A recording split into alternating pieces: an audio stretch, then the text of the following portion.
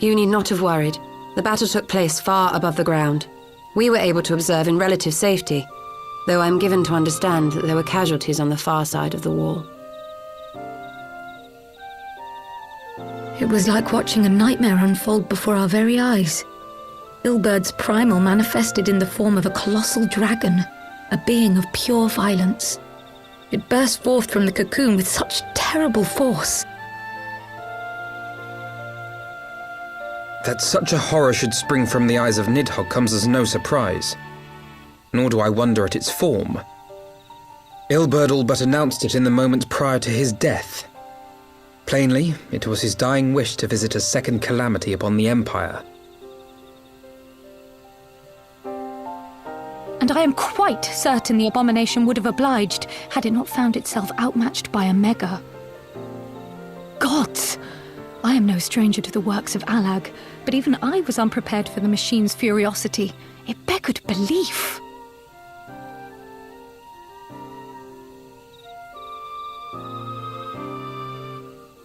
And how fares poor Ida in the midst of all this? Have you spoken with her? She's up on the platform, lost in thought. We deemed it best not to disturb her, but mayhaps she would welcome some company after all. Shall we?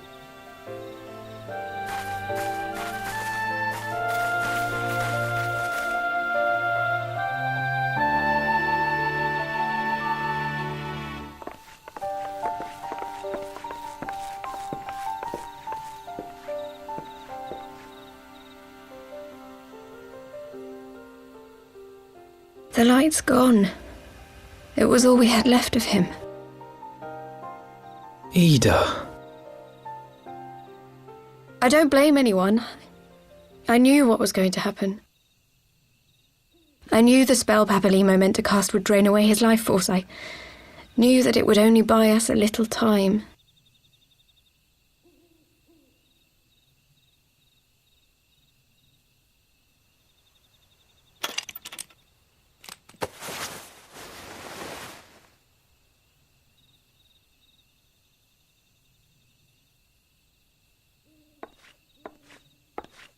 Ida, there is no need to explain.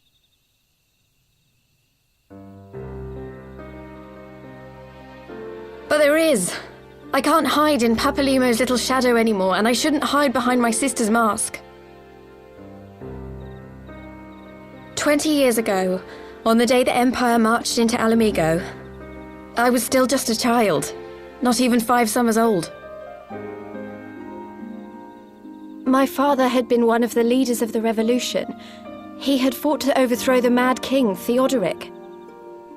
And my sister had fought alongside him. She was strong and kind, and always knew what to do. But when the Garleans came, everything changed. My father went to war against them too, and I never saw him again. After that, I remember a lot of running. My sister dragged me for malms and malms until we came to the city of Charlian. That was where she met Master Louis Soir. He introduced her to the Circuit of Knowing, and she eventually became an Archon. She was your inspiration. Is that not why you took up her mask and her name? Or did you simply mean to continue what she had started? You've known all along, haven't you? That I wasn't Ida. Of course. We all recognized you at once. 'Twas Papalimo who persuaded us to maintain the charade. It was silly to think I could fool you. I knew that even then, but I sort of decided not to know.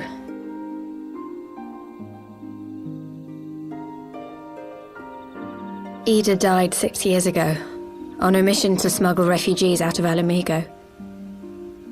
They say she was overwhelmed by Imperial soldiers when she stayed behind to save a little girl. She was so strong. There must have been a lot of them.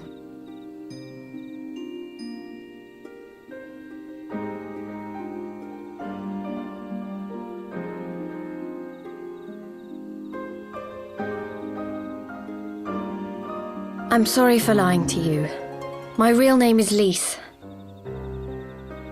When Papalimo brought me Ida's mask, it was meant as a keepsake, but I decided I wanted to be his new partner, to keep alive all the good that she had done.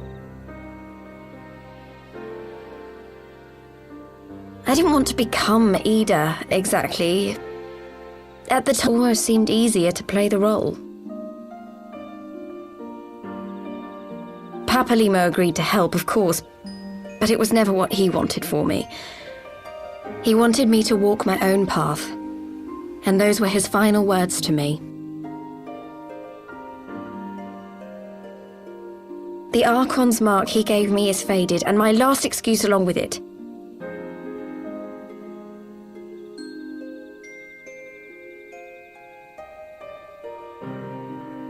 So this is it. Whatever I choose to do from now on, I do as Lise. And I choose to continue my family's fight. I want Alamigo to be the country that Ida and my father always wanted it to be.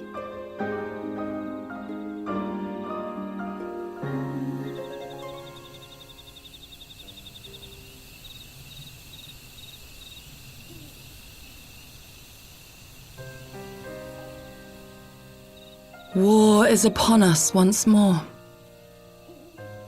Do you regret standing against the Empire? Would you have chosen a different road, knowing what you know now?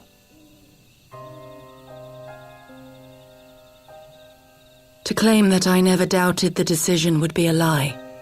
But I made my choice, and I have defended it with blade in hand ever since.